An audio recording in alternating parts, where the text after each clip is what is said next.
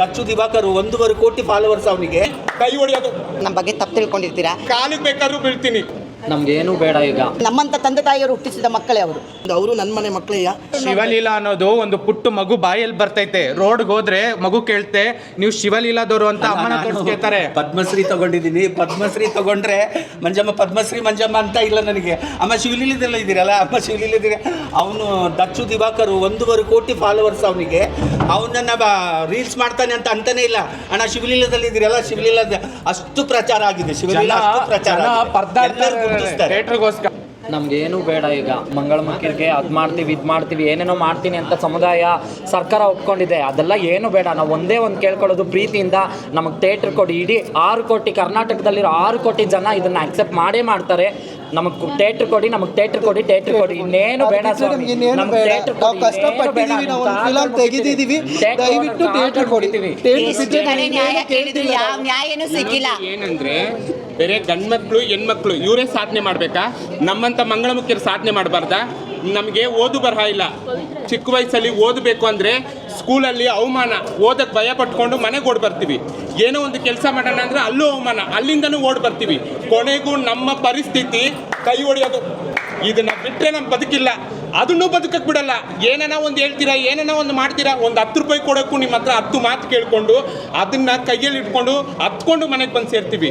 ಇವತ್ತು ಏನೋ ಒಂದು ಸಾಧನೆ ಮಾಡಬೇಕಂತ ಮುಂದೆ ಬಂದಿದ್ದೀವಿ. ನಮ್ಮ ಸಮುದಾಯ ಉಳಿಬೇಕಂತ ನಾವು ಮುಂದೆ ಬಂದಿದ್ದೀವಿ. ದಯವಿಟ್ಟು ಕರ್ನಾಟಕ ಜನತೆಗೆ ಒಂದೇ ಒಂದು ಬೇಡಿಕೆ, ನಮ್ಮನ್ನು ಜೀವಂತವಾಗಿ ಬದುಕಕ್ಕೆ ಬಿಡಿ. ಅದೇ ಥರ ಎಲ್ಲರೂ ನಮಗೆ ಸಪೋರ್ಟ್ ಮಾಡಿ ಅಂತ ಕೇಳ್ತಿದ್ದೀನಿ.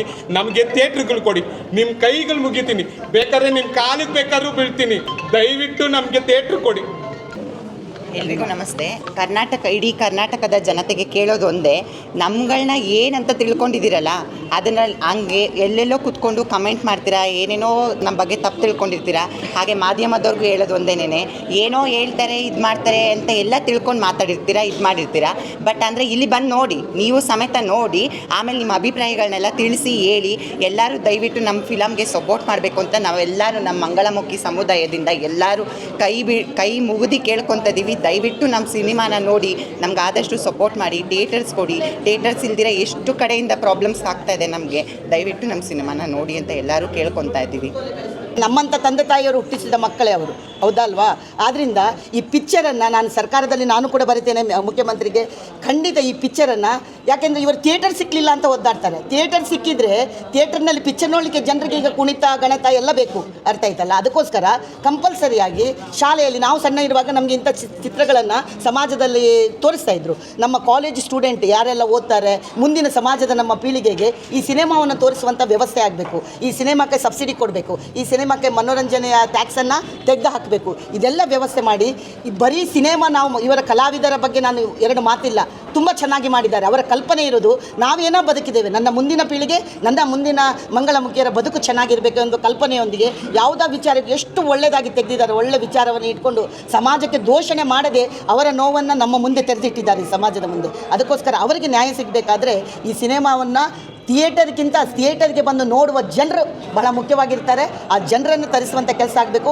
ಆಮೇಲೆ ಬಹಳ ಒಳ್ಳೊಳ್ಳೆ ಪ್ರಶ್ನೆಯನ್ನು ಕೊನೆಗೆ ಕೇಳಿದ್ದಾರೆ. ನಾವೇನು ರಾಜಕಾರಣಿಗಳು, ಆ ಪ್ರಶ್ನೆಯನ್ನೆಲ್ಲ ನಾವು ಕೂಡ ಅವಲೋಕನ ಮಾಡಬೇಕು. ಮುಂದಿನ ಅವರ ಬದುಕಿಗೆ ನಾವೇನು ಮಾಡಬೇಕೆನ್ನುವ ಕಲ್ಪನೆಯನ್ನು ಕೂಡ ಪ್ರತಿಯೊಂದು ಸಮಾಜ ಮಾಡಬೇಕು. ಒಂದು ಏನು ಅಧಿಕಾರದಲ್ಲಿದ್ದಂಥ ರಾಜಕಾರಣಿಗಳು ಎಲ್ಲರೂ ಕೂಡ ಮಾಡುವಂಥ ಕೆಲಸವನ್ನು ಮಾಡಿದರೆ ಅವರಿಗೆ ನ್ಯಾಯ ಒದಗಿಸಿ ಕೊಡಲಿಕ್ಕೆ ಸಾಧ್ಯ ಇದೆ. ಇಲ್ಲದಿದ್ದರೆ ನಾವೆಲ್ಲರೂ ಕೂಡ ಮನುಷ್ಯತ್ವ ಇಲ್ಲದ ಮನುಷ್ಯರು ಅಂತ ಹೇಳಿಕೊಳ್ಳಲಿಕ್ಕೆ ಏನು ತೊಂದರೆ ಇಲ್ಲ. ಆದ್ದರಿಂದ ಇನ್ನೊಮ್ಮೆ ನಾನು ವಿನಂತಿ ಮಾಡೋದು, ಈ ಮಾಧ್ಯಮದ ಮೂಲಕ ಪ್ರತಿಯೊಬ್ಬರು ಕೂಡ ಈ ಸಿನಿಮಾವನ್ನು ನೋಡಲೇಬೇಕು. ನಿಮ್ಮ ಮಕ್ಕಳಿಗೆ ತೋರಿಸಬೇಕು, ಎಲ್ಲರಿಗೆ ತೋರಿಸಬೇಕು. ಈ ಸಿನಿಮಾವನ್ನು ಪ್ರತಿಯೊಬ್ಬ ನಾಗರಿಕರು ಕೂಡ ನೋಡಬೇಕು ಅಂತ ವಿನಂತಿ. ನೀವೆಲ್ಲ ಒಂದು ಮಾತು ಕೊಡಬೇಕು. ನೀವೆಲ್ಲ ಇವತ್ತು ಅಧಿಕಾರದಲ್ಲಿದ್ದೀರಾ, ಹೆಸರಲ್ಲಿದ್ದೀರಾ. ನಮ್ಗಳಿಗೆ ಏನಾದ್ರು ಥಿಯೇಟರ್ ಕೊಟ್ಟಿಲ್ಲ, ನಮ್ಗಳಿಗೆ ಏನಾದ್ರು ಅವಮಾನ, ಈ ನಮ್ಗಳಿಗೆ ಈ ನೋವುಗಳೇನಾದ್ರು ಮುಂದುವರೆದ್ರೆ ನೀವುಗಳು ಕೂಡ ನಮ್ಗಳ ಜೊತೆ ರಾಜಭವನದ ಮುಂದೆ ಬಂದು ನಿಂತ್ಕೊಂಡು ನಮಗೆ ನ್ಯಾಯ ಕೊಡಿಸ್ತೀನಿ ಅಂತ ಎಲ್ಲರ ಮುಂದೆ ಮಾತುಕೊಡಿ ಅಮ್ಮ. ಮೇಡಮ್ ನೋಡಿ, ಒಂದು ನಿಮಿಷ, ಥಿಯೇಟರ್ ಇವತ್ತು ಸಿಗದಿದ್ರೆ ನಾಳೆ ಸಿಗ್ಬೋದು. ನಾವು ಮಾತಾಡ್ತೇವೆ, ಆಗುತ್ತೆ, ಮುಖ್ಯಮಂತ್ರಿಗಳು ಮಾತಾಡ್ತಾರೆ, ವಿರೋಧ ಪಕ್ಷ ನಾಯಕ ಎಲ್ಲರೂ ಕೂಡ ಸೇರಿ ಮಾಡುವಂಥ ಕೆಲಸವನ್ನು ಮಾಡ್ಬೋದು. ಅದು ಒಂದು ಭಾಗ. ಥಿಯೇಟರ್ ಸಿಕ್ಕಿ ಇವತ್ತಲ್ಲದಿದ್ರೆ ನಿಮ್ಮ ಪಿಕ್ಚರನ್ನು ಆದರೆ ಜನರು ನೋಡಬೇಕು ಅನ್ನೋದು ನನ್ನ ಅಪೇಕ್ಷೆ. ಇಡೀ ಎಲ್ಲರೂ ಕೂಡ ಜನರು. ಇಲ್ಲ, ನಾನು 3 ಟೈಮ್ 3 ಸಲ ನೋಡಿದ್ದೇವೆ ಪಿಕ್ಚರನ್ನು. ಬೆಳಗಾಮದಿಂದಾಗಲಿ ಇಲ್ಲಿ ಎಲ್ಲ 3 ಟೈಮ್ ನೋಡಿದೆ. ಅಷ್ಟು ಚೆನ್ನಾಗಿ ಬಂದಿದೆ. ವಿಜಯ್ ಅವ್ರ ಪಿಕ್ಚರನ್ನು ನೋಡಿದ್ದೆ ನಾನು. ಸೆಕೆಂಡ್ ಇದೇ ಪಿಕ್ಚರು. ವಿಜಯ್ ಅವ್ರ ಪಾಪ ಇದು ಐಕ್ಯ ಆದಮೇಲೆ ಇದೇ ಪಿಕ್ಚರನ್ನು ನೋಡಿದ್ದು ತುಂಬ ಚೆನ್ನಾಗಿದೆ. ಎಲ್ಲರೂ ಈ ಪಿಕ್ಚರನ್ನು ನೋಡಬೇಕು. ಅವರಿಗೆ ಇವತ್ತಿನಿಂದ ನಾನು ಅಂದ್ಕೊಂಡಿದ್ದೀನಿ, ನಮ್ಮ ಮನೆ ಮಕ್ಕಳೇ ಆಗಿದ್ರೆ ನಾವು ಇದು ಮಾಡ್ತಿದ್ವಿ, ಇವತ್ತಿನಿಂದ ಅವರು ನನ್ನ ಮನೆ ಮಕ್ಕಳೆಯ. ನಾನು ಅವರಿಗೆ ಎನಿ ಟೈಮ್ ಸಪೋರ್ಟ್ ಮಾಡ್ತೀನಿ, ಅವ್ರ ಜೊತೆ ನಿಂತು ಅವರಿಗೆ ತಾಯಿಯಾಗಿ ನಿಂತ್ಕೊಂಡು ನಾನು ಸಪೋರ್ಟ್ ಮಾಡ್ತೀನಿ. ಎಲ್ಲರೂ ಅವರನ್ನು ಪಿಕ್ಚರ್ ನೋಡಿ ಅವರನ್ನು ಆರೈಸಲಿಕ್ಕೆ ಬೇಕು. ಭಾರತಿ ಶೆಟ್ಟಿ.